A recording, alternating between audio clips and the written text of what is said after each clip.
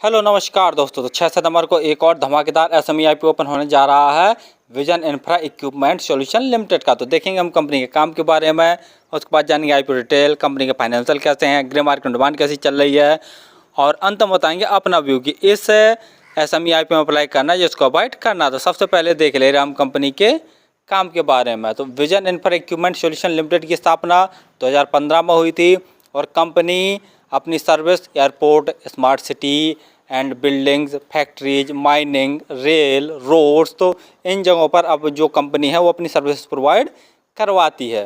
Company road construction की जो machines होती हैं उनको रेंट पर देती है और कंपनी के पास मशीन्स में देख लिया जाए तो बहुत सारी मशीनें हैं, जैसे Case, LiuGong, Dynapac, Komatsu, Atlas Copco, Ashok Leyland, Bharat Benz, Eicher motors, Volvo, Terex, power screen and Caterpillar, Metro, BOMAG और भी बहुत सारे उपकरण हैं जिनका देख लिया जाए तो कंपनी के पास एक बहुत बड़ा बेड़ा है। कंपनी अपनी जो सर्विस है Larsen and Toubro, Ashok Buildcon limited, Afcons infrastructure limited, NCC limited, GMR infra project limited, Shapoorji Pallonji and Dilip Buildcon limited, Tata project limited, ITC cementation India private limited and HG infra engineers limited, IRB infra developers limited, GR infra project limited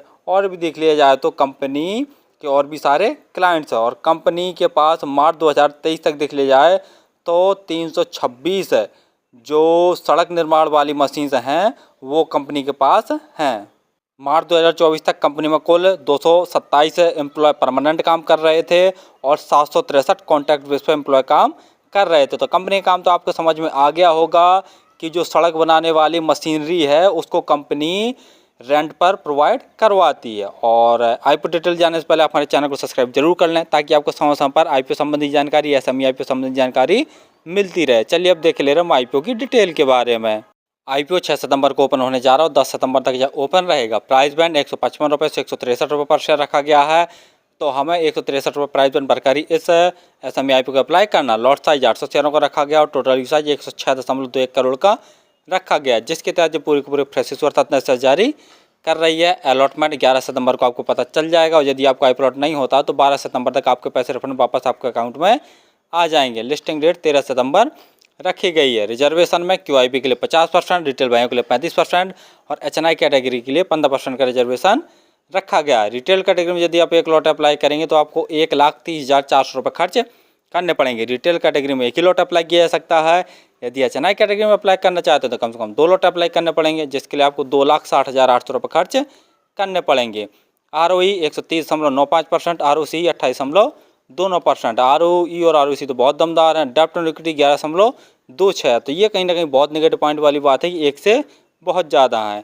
PE 30.6। PE wise भी काफ़ी महंगे valuation पर अपने IPO को लेके आए हैं। बाकी फाइनेंशियल में जैसा देख रहे हैं तो ऑल अमाउंट सभी के सभी लाख में दिए हुए हैं।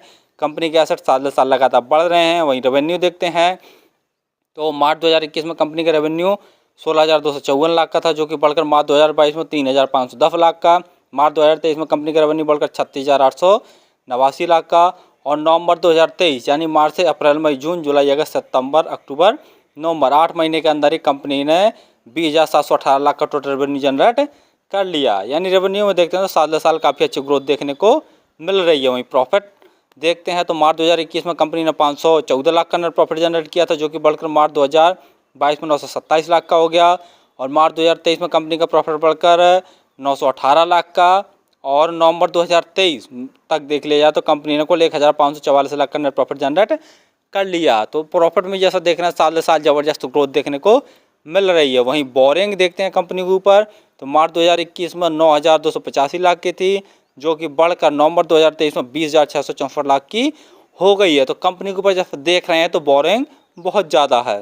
GMP ग्रे मार्केट प्रीमियम देख ले रहे हैं तो अभी तक तो ग्रे मार्केट में कोई डिमांड निकल कर नहीं आई है। हाँ, फ्यूचर में हो सकता है कि इसकी ग्रे मार्केट में कुछ डिमांड बढ़ जाए। फाइनली हमने देखा कि vision infra equipment solution limited जिसके पास रोड कंस्ट्रक्शन मशीन है, वह कंपनी किराए पर इन मशीनों को प्रोवाइड करवाती है। तो कंपनी जो मेनली काम देख लिया जाए तो ये मशीनरी का है और जो मशीनरी है वह रेंट पर प्रोवाइड करवाती है। तो कंपनी का काम तो ठीक ठाक है, सदाबहार वाला है। जैसे क्लाइंट में भी हमने देखा तो काफ़ी नामी क्लाइंट हैं और हमेशा चलते रहने वाला काम है।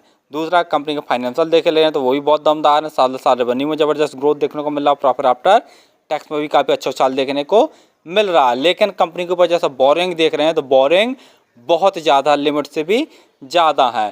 तो ये कहीं ना कहीं बहुत नेगेटिव पॉइंट वाली बात है। कंपनी अपनी बोरिंग को चुकता नहीं कर पा रही है और आईपीओ के तहत जुटाए गए पैसे का प्रयोग भी ये इक्विपमेंट को बाई करने में खर्च करेगी। इससे अपना जो डेप्ट है, जो बोरिंग, उसको चुकाने में नहीं करेगी। तो ये कहीं ना कहीं थोड़ी सी नेगेटिव पॉइंट वाली बात है, जिसके कारण ग्रे मार्केट में जैसा देख रहे हैं अभी तो कोई भी डिमांड निकल कर नहीं आई है। हाँ, हो सकता है कि फ्यूचर में इसकी ग्रे मार्केट में कुछ ना कुछ डिमांड निकल कर आ जाए। तो फिलहाल तो मेरे हिसाब से इस SME IPO को यदि आप अप्लाई करना चाहते हैं तो लास्ट डे ही अप्लाई करें। 2 चीज़ें ज़रूर देख लें कि जो टोटल सब्सक्रिप्शन है वो लगभग 200 गुना से ज़्यादा हो जाए और जो GMP है वो भी बढ़कर कम से कम 50% से ज़्यादा हो, तो सेफली रहेगा IPO अप्लाई करने के लिए। और फिर भी किसी IPO SME IPO में अप्लाई करें तो स्वयं का एनालिसिस करके स्वयं के रिस्क पर ही किया करें। धन्यवाद।